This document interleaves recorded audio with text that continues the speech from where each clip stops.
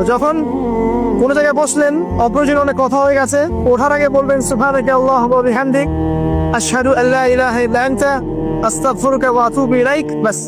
আপনার এই বৈঠকে যদি কোনো অপ্রয়োজনীয় কথা হয়ে যায়, আল্লাহ পাক সেটা মাফ করে দিবেন ইনশাআল্লাহ। এটা মা বোনদেরকে শেখাবেন, কারণ তাদের এটা বেশি তৈরি। যাই হোক, এরপরে আসেন, তারপরে তিনি বলছেন জিদনি ইয়া রাসূলুল্লাহ, আমাকে আরো কিছু ওসিয়ত করুন। তিনি বলছেন ওয়া ইয়াকা কাখরাতিদ দাহিক, খুবই ইম্পর্টেন্ট। তোমার উপরে এটা অবধারিত করো যে তুমি বেশি হাসবে না, বেশি বেশি হাসবে না। সূরা তওবার মধ্যে একটা আয়াত আছে, তারা বেশি বেশি হেসে নিক, অচিরিতারে এমন অনেক বেশি কান্নাকাটি শুরু করবে।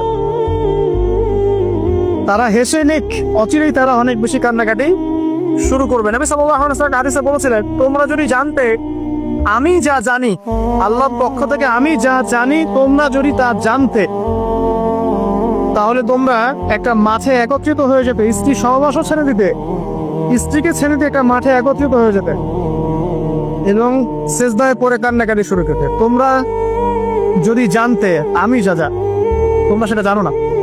তো বেশি হাসাটার কুফল কি? নবী সাল্লাল্লাহু আলাইহি ওয়াসাল্লাম বলছেন ফাইন্নাহু ইউমিতুল কলবা, এটা ওই সে কলবের কথা বললাম, কলবের যত্ন নিতে হবে, কলবকে মেরে ফেলবে। বেশি বেশি হাসলে কলবকে মেরে ফেলবে। আবার এখন থেকে কিছু ব্যায়ামের অ্যাসোসিয়েশন বের হয়েছে, এরা সবাইকে হাসায় হো হো করে, এরা সবাইকে হো হো করে হাসায়, বলে জোরে জোরে হাসলে হার্টের অসুখ কম হয়। আর আল্লাহ রাসূল বলছেন যারা বেশি বেশি হাসে এদের কলব মরে যায়। নবীজি কেমন করে হাসতেন? নবী সাল্লাল্লাহু আলাইহি ওয়াসাল্লাম মুচকি হাসতেন, তিনি হাসতেন। এমনকি বলা হচ্ছে হাদিসে, নিজের দিনী ভাইয়ের সাথে, মুসলিম ভাইয়ের সাথে হাসি মুখে সাক্ষাৎ করলে নেকি হয়, আবার রবে নেকি খাবা। তো হাসবো অবশ্যই, আমরা কখনই মানে হাসা কমিয়ে দিব, অবশ্যই হাসবো, তবে অট্ট হাসি না। অট্ট হাসি নিজের হৃদয়টাকে কি করে? মেরে ফেলে। মুচকি হাসি। আর নবীজি কখনো কখনো এমন ভাবে হেসেছেন যে তার দাঁত দেখা গেছে, এমন ভাবেও হেসেছেন, কিন্তু সেটা সংখ্যা খুব কম ছিল। তো আসুন, এরা একটা কুফল আছে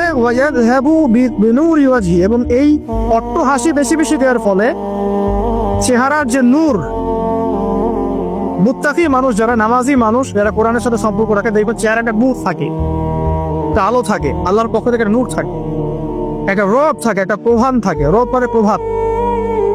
তো বেশি বেশি জোরে জোরে হাসতে চেহারার নূর কমে যায়। একটু খেয়াল করে দেখবেন, আপনি 5 ওয়াক্ত সালাত জামাতের সঙ্গে করার চেষ্টা করেন, নিয়মিত তাহাজ্জুদে উঠতে অভ্যাস করেন, দেখবেন ফজরের ওয়াক্তের দিকে আপনার চেহারা দিয়ে কিছু একটা নূর বের হচ্ছে। এটা হবে, দেখবেন চেহারাটা নুরানি লাগবে। দেখবেন অনেক ভাই যারা মারা গেছেন, জানাজা করাতে গিয়ে দেখবেন চেহারা নুরানি, চেহারাতে আলো বের হচ্ছে।